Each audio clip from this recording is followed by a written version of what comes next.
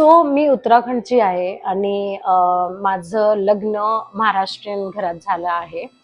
आणि आता यावर्षी पहिल्यांदा मी धोंडा आणि अधिक मास हा अनुभवते. आणि जर तुम्हाला वाटत असेल आणि तुम्ही ऐकलं पण असेल की त्यात फक्त जावयाला बोलवतात, त्याला ताट किंवा काही वस्तू आणि गोड वगैरे देतात, तर ते चुकीचं आहे. कारण माझी मैत्रीण मी आता शिफ्ट झाले आहे आणि ती आलेली माझ्याकडे आणि तिने मला धोंड्यासारखीच एवढी भांडी गिफ्ट आणलेली आहेत. जे आपण म्हणतो ना, लग्नानंतर मुलीचं माहेर फक्त तिचं घर किंवा तिच्या भावांचं घर किंवा नातेवाईकांचं घर नसून तिच्या मैत्रिणींचं घर पण असतं.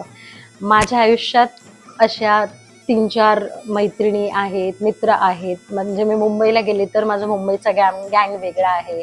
त्यात नम्रता, बाळा, राजेश जितके आहेत ते आहेत. परत पुण्यात माझी निकिता आणि रोशनी आणि कृष्णजा आहे. आणि कृष्णजा माझ्याकडे आलेली आणि तिने एवढी सुंदर सुंदर भांडी मला धोंड्याच्या पहिल्याच दिवशी गिफ्ट केलेली. तर मी असे हे मित्र कमवले आहेत जे मला इतकं लाड करतात, इतकं म्हणजे पॅम्पर करतात, इतकं त्यांनी मला दिलंय. तुमच्याकडे पण अशी मित्र आहेत का? बाय.